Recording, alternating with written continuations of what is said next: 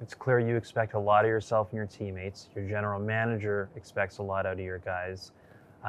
What's been the biggest run-in or toughest conversation between you and Bill over your time in Minnesota? Every team doesn't have a Bill Guerin as their GM, someone who Stanley Cups, bunch of goals, played in the NHL forever, knows exactly what it's like, what it takes to score, be successful, everything. So, I've had a lot of good conversations, a lot of ups and down conversations with Billy. I think he does a really good job of holding guys accountable and making sure that, it's a group effort. It doesn't matter your performance or everyone else. That kind of standard he holds everyone to, I think, is great.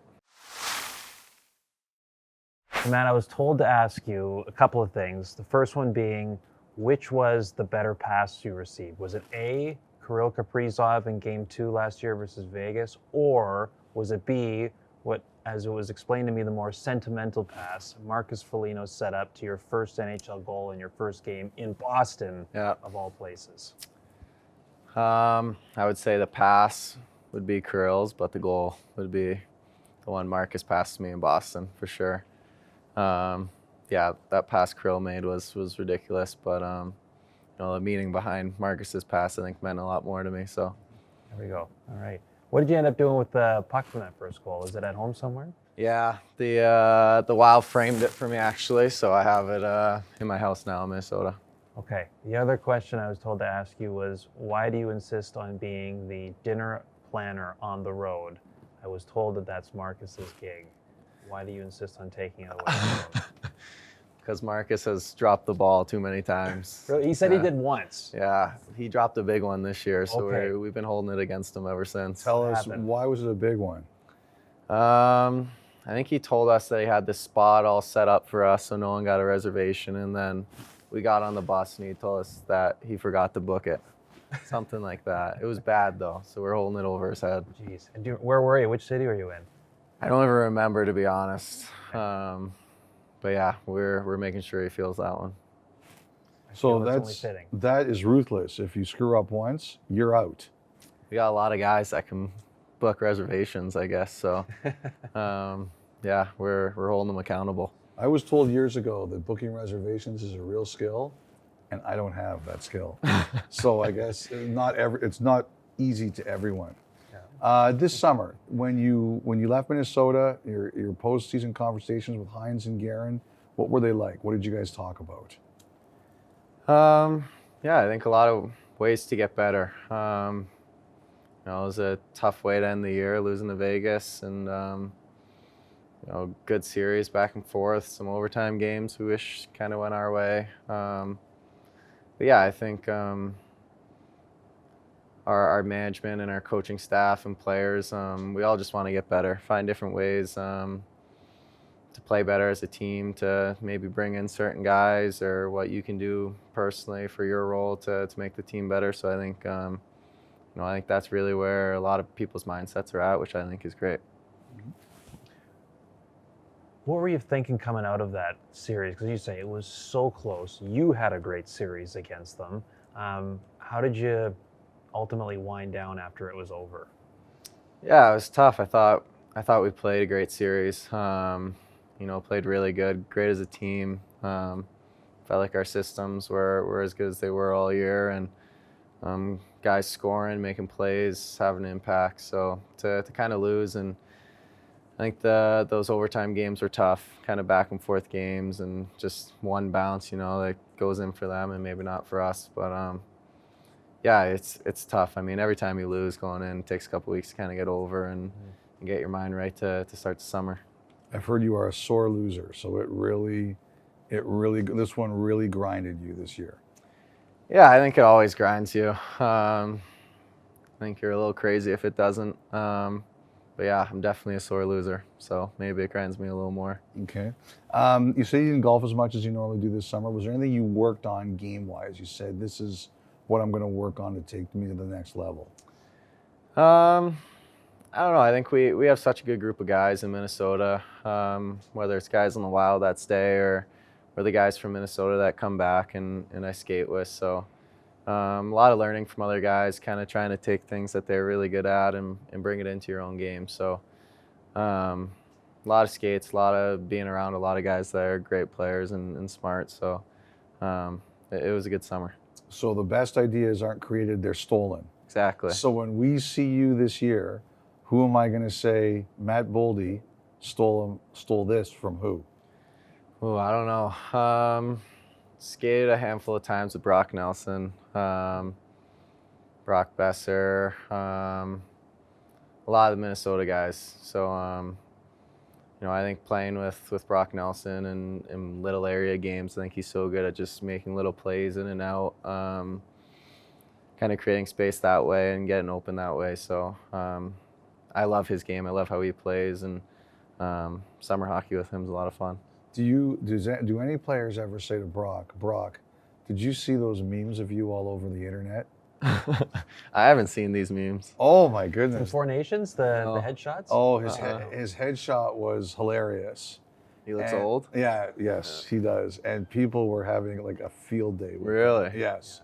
And even people I know who really like Brock, because he's a very likable guy, as you said, they were laughing at them. Like they were like, it's outstanding. Yeah, he still got it though. Yes. That's all that matters. That's right.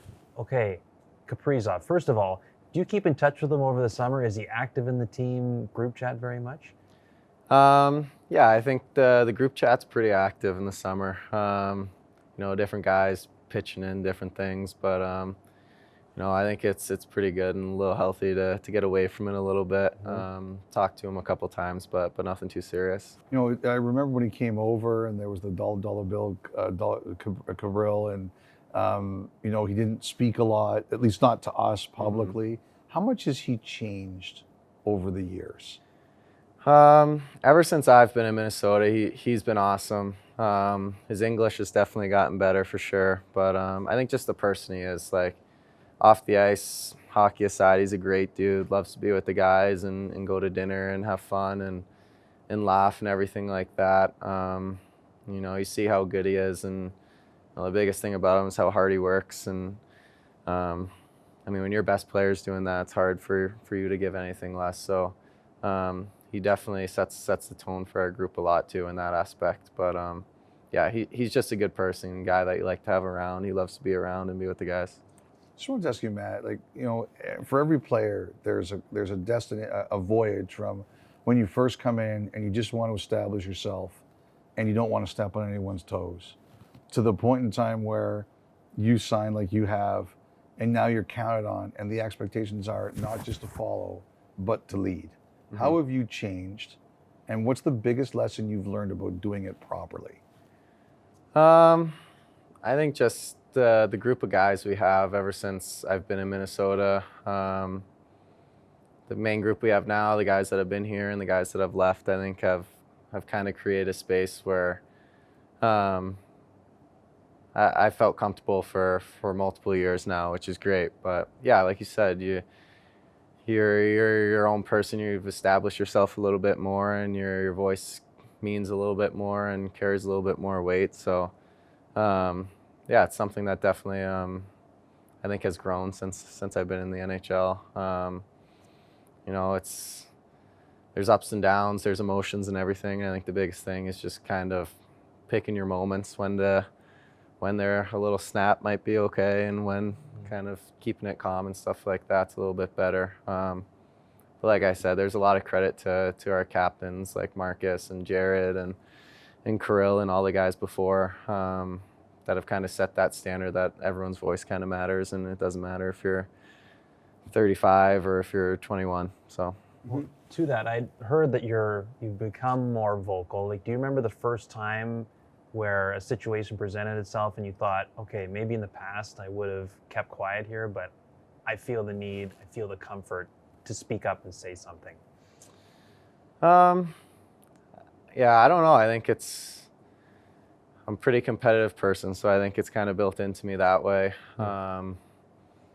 When things aren't going well and stuff needs to be said, I mean, no one's afraid to step up and have that conversation in our group, which I think is great. And a lot of good things are always said, and our conversations are always very open with the whole group. So I don't know if I could pinpoint an exact time, but yeah, I think the competitiveness that I have and kind of the way our leaders have shaped their whole group is kind of the reason that a lot of guys speak up and have opinions and share them to the team.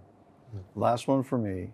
What will be the biggest difference in the dressing room this year with no Marc-Andre Fleury?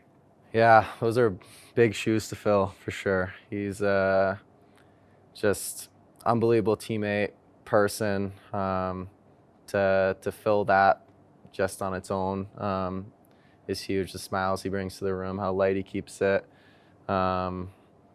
funny, how hard he competes, everything like that. I think it's going to be a couple guys having to kind of jump into those shoes together and fill that void that we're going to miss from him. But you know, he's a Hall of Famer, best guy in the world, and someone that I was really lucky to call a teammate.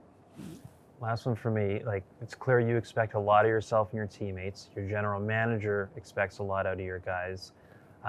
What's been the biggest run-in or toughest conversation between you and Bill over your time in Minnesota?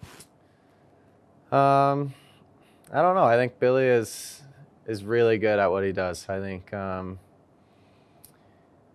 it's not every team doesn't have a Bill Guerin as their GM, someone who Stanley Cups, bunch of goals, played in the NHL forever, knows exactly what it's like, what it takes to score, be successful, everything. So, I mean, I've had a lot of good conversations, a lot of ups and down conversations with Billy. But I think the biggest thing is he's always there for you. He's always there to help you, to get you through stuff. If you're playing well, to make sure that keeps going, and you know, the other parts of your game aren't slipping, even if you're scoring. And I think he does a really good job of holding guys accountable and making sure that, you know, it's a group effort. It doesn't matter your performance or everyone else. That kind of standard he holds everyone to, I think, is great.